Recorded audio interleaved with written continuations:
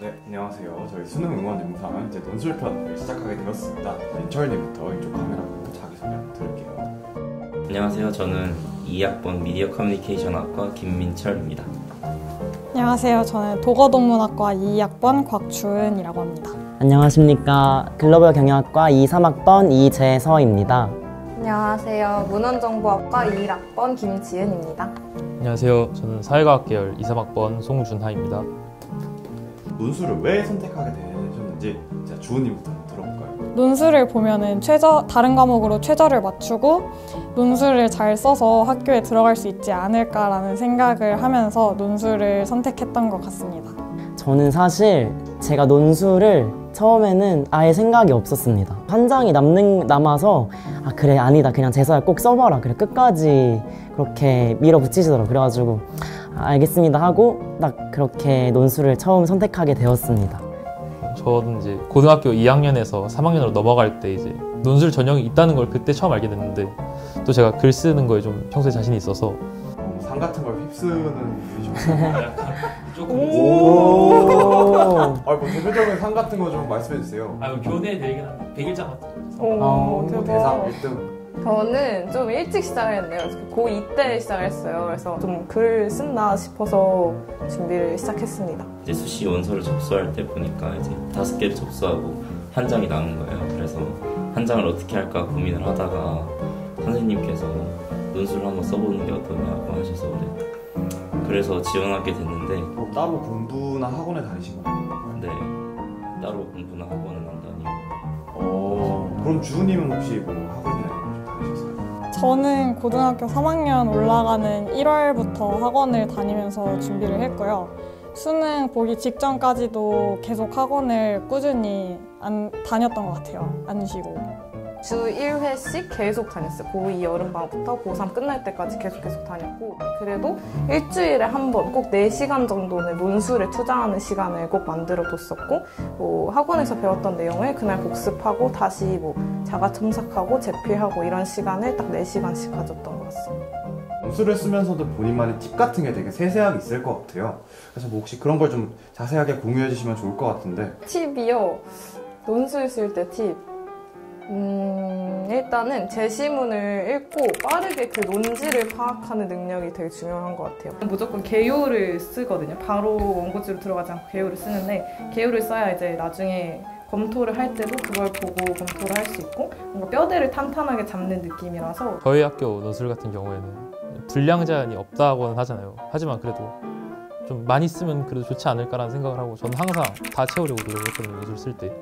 그리고 저희 학교는 좀 두 입장 중에서 한 견해를 골라서 설명하라 이런 문제가 나오는데 문제를 쓰기 전에 양쪽 입장을 다 고려해보면서 생각을 좀 오래 하는 시간이 필요하다고 생각해요. 저도 조금 단기간에 준비한 그런 사람으로서 좀 팁을 주자면 그 서론에서 많이 쓰는 어휘들이 있어요. 여기서는 A는 뭐를 나타낸다, 나타낸다는 어휘, 제시한다 이런 어휘, 저는 이런 어휘들을 조합해야겠다, 이런 어휘들을 조합해야겠다 해서 그런 동사들을 조금 많이 좀 암기하는 식으로 좀 단기간에 준비를 했습니다.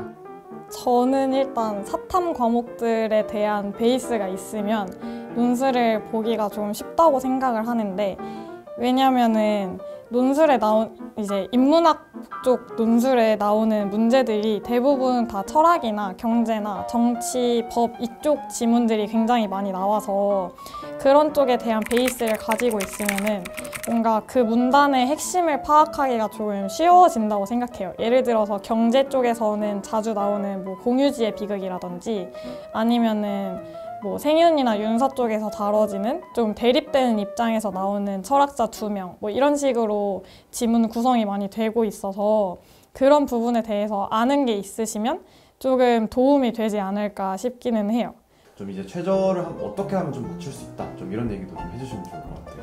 논술이 안 되면 난 재수를 해야겠다라는 생각으로 거의 논술에 올인했던 사람으로서는 자기가 못하는 과목이 한두 과목 정도 있다고 하면 차라리 그거를 아예 과감하게 좀 버려버리고 다른 과목들을 정말 완벽하게 1등급을 만들 수 있을 정도로 집중해서 공부를 하는 게 그 과목을 버리면 그거에 대한 불안감도 좀 없어지면서 자기가 잘하는 걸 더 잘하게 만들어서 최저를 좀 더 수월하게 맞출 수 있는 방법이 될 것 같습니다. 저는 그런 모의 논술을 좀 많이 봤던 편이었는데 그런 식으로 모의 논술 보면은 실제 학교에서 논술 시험 평가를 하시는 분들이 그 평가를 해주시고 코멘트를 달아주시고 그거에 대한 점수를 성적으로 딱 알려주고 있기 때문에 모의 논술 같은 거를 활용해 보는 것도 논술 대비에 좀 도움이 되지 않을까 싶어요. 제가 쓴 글이 과연 그 채점 기준에 얼마나 부합하는지를 좀 많이 봤던 것 같아요. 학교별로 어떻게 준비하셨는지 궁금해요. 성균관대학교 쓰고 서강대학교, 중앙대학교, 연세대학교 오, 똑같아. 오, 너무 소름 돋아. 이렇게 네 학교를 썼는데요. 사실 성균관대학교처럼 성균관대학교는 틀이 정말 완전히 정해져 있고 그러니까 이 학교가 물어보고 싶은 게 뭔지 좀 큰 그림을 그리면서 좀 공부를 했었던 것 같고 근데 이 얘기를 들으면서 떠오른 건데 되게 비슷하게 공부를 했던 것 같고 이제 저는 조금 오래 했으니까 초반기에는 약간 배경 지식 같은 걸 많이 공부를 했었거든요. 분량은 어느 정도 됐습니다. 분량이 딱 저는 모범 답안에 맞추려고 노력을 했었던 것 같습니다. 저는 성균관대가 아마 3번 문제까지 있죠. 1, 2번은 그렇게 막 많이 쓰는 게 도움이 된다고 생각하지 않아요. 어차피 답은 정해져 있는 문제라서 3번이 진짜 견해 말하는 거잖아요. 그거야말로 진짜 실력을 발휘할 수 있는 문제라고 생각하기 때문에 그거는 거의 처음부터 끝까지 다 채워서 썼습니다. 뭐 등하교를 하시면서 뭔가 특별한 일이 있었다 혹은 이건 좀 조심해라 뭐 이런 얘기를 해주실 게 있을까요? 논술 전에 밥을 드시는 게 좀 추천을 해요. 왜냐면 논술 시간이 좀 길다 보니까 시험을 보고 있으면 진짜 배고프거든요. 뭐 드셨는지 여쭤봐요. 저는 미분당 쌀국수 먹었습니다. 그 시험장 갈 때 뭔가 이건 꼭 필요하다, 이게 있으면 좋다. 근데 사실 긴장도 되고 시간도 많이 없고 하니까 그냥 전년도 기출 1개 정도 들고 가면은 좋을 것 같아요. 그래서 저는 논술 시험 보러 갈 때도 딱 그 수능 샤프 한 자루 다 들고 갔거든요. 그래 어쨌든 뭐 개인차가 있을 수 있겠지만 최대한 좀 긴장을 안 하고 시험을 봐야 좀 글 쓰는데 횡설수설하지 않고 이럴 것 같아서 일단 이제 본인만의 긴장 푸는 방법을 좀 찾아서 가는 게 특히 단기간에는 좀 더 중요하지 않을까 생각합니다. 당시 제가 풀었던 문제가 현실주의와 이상주의가 상반된 두 입장이었는데 제가 이상주의라는 단어는 그 지문에 나와서 바로 딱 캐치를 했는데 현실주의라는 단어를 시험이 거의 끝나기 직전까지 캐치를 못하고 있었던 거예요. 그래서 기억이 안 나다가 마지막에 문제를 풀면서 불현듯 떠오른 거죠. 그래서 스스로 한 10분의 짧은 시간 동안 진짜 불같은 첨삭을 해가지고 그렇게 나왔던 것 같아요. 그래서 약간 좀 후련한, 약간 그래도 글을 끝마무리를 지었다 해서 후련한 느낌이 들지 않았나. 근데 논술을 등하교 할 때 뭔가 이제 이건 좀 꼭 도움을 받으셨으면 좋겠다, 이건 절대 하지 말고 이런 게 좀 있을까요? 논술은 항상 빨리 나와도 차가 막히고 아무리 빨리 나와도 사람이 많기 때문에 정말 최대한 빨리 나오는 게 좋고 전 좀 미리 갔는데 거의 문 열리자마자 들어갔거든요. 제가 그래서 앉아서 그 답안지 첨삭받은 내용을 반영해서 빈 원고지 이렇게 쓰면서 그 운동선수들이 경기 전에 몸 풀듯이 내가 손풀기처럼 원고지를 계속 쓰고 있었던 기억이 나요. 그래서 이거 하면 좀 많이 도움이 될 것 같습니다.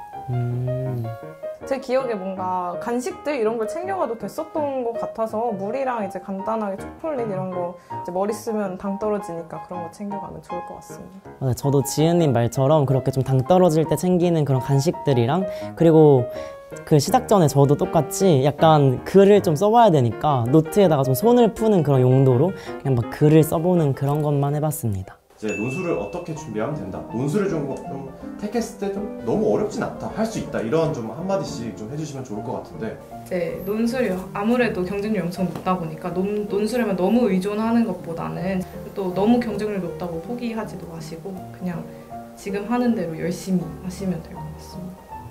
근데 저는 논술이 좀 진심으로 응시하는 학생들이 상대적으로 적다고 생각을 하고 실질 경쟁률이라는 것도 감안을 하면은 그 표시되는 경쟁률보다는 좀 경쟁률도 낮을 수 있고 또 만약에 자신이 좀 진지하게 논술을 준비했다 하면은 생각보다 여러 개 붙는 친구들도 제 학원에서 많았기 때문에 한번 도전해 볼 만한 것 같습니다. 아니 그러지 말고 논술을 할 거면 정말 진심으로 조금 준비를 하시면서 논술을 보셨으면 좋겠습니다. 논술은 조금 뒤로 제쳐보시고 일단 성적을 보고 고3 시작할 때쯤 아니면 고3 중반쯤 결정해도 저는 늦지 않다고 생각을 합니다. 이번에는 육논술에 대해서 어떻게 생각하시는지. 논술을 썼다는 그것만으로 약간 만족감을 얻는 육논술 친구들이 꽤 있는 것 같은데 지금은 다들 다시 한번 도전을 하는 것 같은 그런 상황입니다. 그래서 육논술을 한다고 해서 뭔가 너무 그거에 안주하지 말고 계속 최선을 다하셨으면 좋겠습니다. 저는 논술을 겹쳐서 지원할 거면 만약에 그렇다면 기출 문제를 좀 분석해보고 좀 실제 경향이 비슷하다 아니면 형식이 비슷하다 이렇게 느껴지는 학교들끼리 묶어서 지원했을 때 시너지 효과가 날 수 있다고 생각합니다. 사실 육논술을 쓰는 건 불가피한 경우가 많을 것 같은데 동시를 충분히 하면서 좀 자기랑 맞는 약간 유형을 자기가 잘 쓰는 유형을 그 학교가 낸다 싶은 그런 유형들을 묶어서 그 학교들에만 한 두세 개 정도만 집중하고 논술 이제 입시를 하는 이제 학생들에게 응원의 한마디를 이제 전해주실 텐데 저는 약간 수험생활 때 항상 가지던 마음이 있었는데 지금은 과거다라고 생각을 했어요. 아무리 힘들더라도 이 또한 지나간다는 생각을 가지고 다음 분들 부담 수험생 여러분들 다 너무 지금까지 고생 많으셨고 지금도 너무 잘했고 앞으로도 너무 잘할 거고 그리고 미래는 더 너무너무 잘할 거니까 끝까지 포기하지 않고 자신을 믿고 열심히 하시면 분명 좋은 결과 있을 거라고 생각합니다. 하루하루 자기가 해야 될 거 하고 싶은 거 좀 해내면서 하루하루를 보내면 생각보다 금방 끝나더라고요. 그래서 그렇게 좀 입시를 좀 겸허하게 약간 마음을 살짝 비우고 하는 게 본인 건강에도 도움이 되고 성적도 잘 따라올 거라고 생각합니다. 저는 입시에서는 기세가 제일 중요하다고 생각을 하는데요. 자기 최면을 걸면서 좀 내 기세랑 자신감을 좀 유지하면서 그렇게 멘탈을 좀 관리하셨으면 좋겠고 또 입시라는 게 내 인생을 위한 투자나 성장의 발판이라고 생각하시면 성장을 위한 과정이라고 생각을 하시면 이겨내기 쉽지 않을까 생각합니다. 자기 자신한테 나의 최고의 성적은 수능 날일 것이다 라고 말을 하라고 하시는 선생님이 계셨는데 그 선생님 말씀처럼 저는 제 인생에서 가장 잘 본 시험이 수능이었거든요. 그러니까 정말 매일매일 자신에게 자신감을 불어넣으시고 좀 긍정적으로 생각을 하면서 마지막까지 최선을 다한다면 모두에게 좋은 결과가 있지 않을까 생각을 합니다. 캠퍼스에서 만나요. 미래 유생들 화이팅!